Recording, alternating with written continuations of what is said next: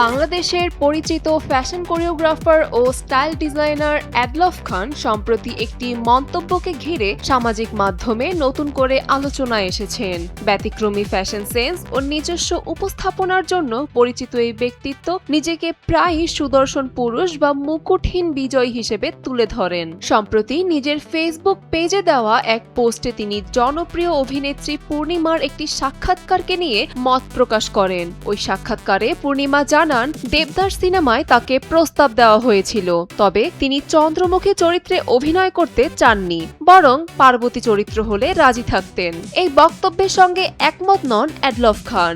তার মতে, চন্দ্রমুখী চরিত্রটি দেবদাস গল্পের অন্যতম শক্তিশালী ও আকর্ষণীয় দিক। বিশেষ করে সঞ্জয় লীলা বনশালী নির্মিত দেবদাসে চন্দ্রমুখীর গ্ল্যামার ও গুরুত্ব দর্শকের মনে গভীর ছাপ ফেলেছে।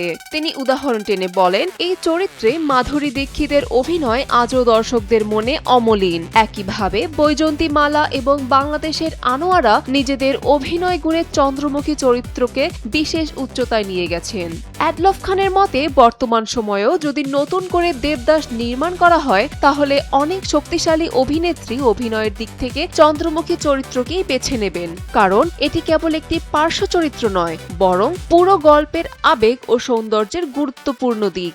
তার এই মন্তব্যকে ঘিরে ইতোমধ্যেই সামাজিক মাধ্যমে শুরু হয়েছে বিতর্ক। চন্দ্রমুখী নাকি পার্বতী, কোন চরিত্রটি বেশি শক্তিশালী তা নিয়ে দর্শকদের মধ্যেও চলছে আলোচনা।